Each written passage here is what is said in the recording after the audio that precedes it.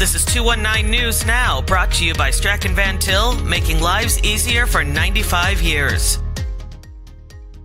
I'm Andrew Garcia, and this is your 219 News Now. Contractors in Munster will embark on a $3.2 million roadwork project next month, funded partially by a $660,000 community crossings matching grant from the Indiana Department of Transportation. The project will include various infrastructure improvements on several roads in the area, with milestone contractors being awarded the contract. The work is expected to be completed by November. Specific timeline details, such as the order in which the roadways will be worked on, have yet to be determined. Former East Chicago basketball standout Ulysses Jr. Bridgman, who made a fortune in business after retiring from the NBA, has become a billionaire, according to Forbes magazine.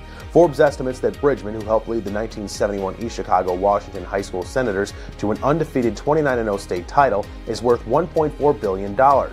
He joins Michael Jordan, Magic Johnson, and LeBron James as the only NBA players to become billionaires. He made his fortune after retiring by owning Wendy's, Pizza Hut, and Chili's franchises, and later a Coca-Cola bottling company.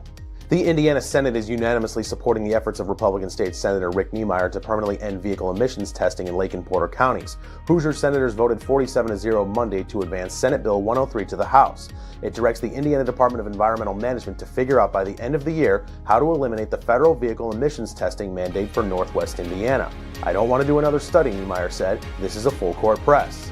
And in sports, the Andrean boys basketball team welcomes in Westside. Here's a look at that game.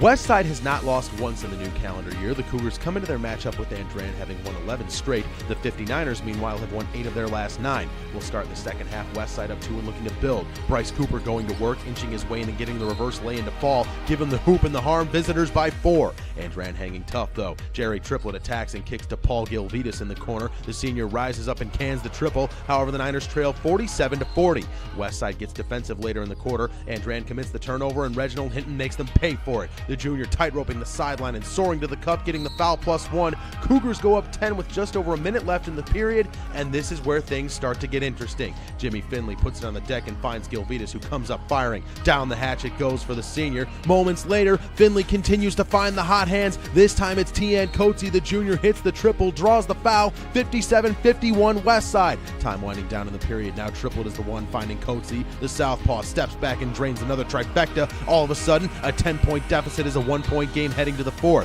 Westside not ready for the storybook ending, though. Keaton Barnes with the handoff to Derek Collins Jr. He takes his time and pulls the trigger from long range. We're all tied at 60. Just over 3 to go. The Niners going inside to Triplett. He muscles up down low and gets himself the deuce. Andrean pulls away late to win 82-77. The 59ers are back in action on Friday against Munster, where they will have a chance to win the NCC title outright. To read up on more local news and headlines, visit JEDtv.com and NWI.com. I'm Andrew Garcia, and this has been your 219 News Now.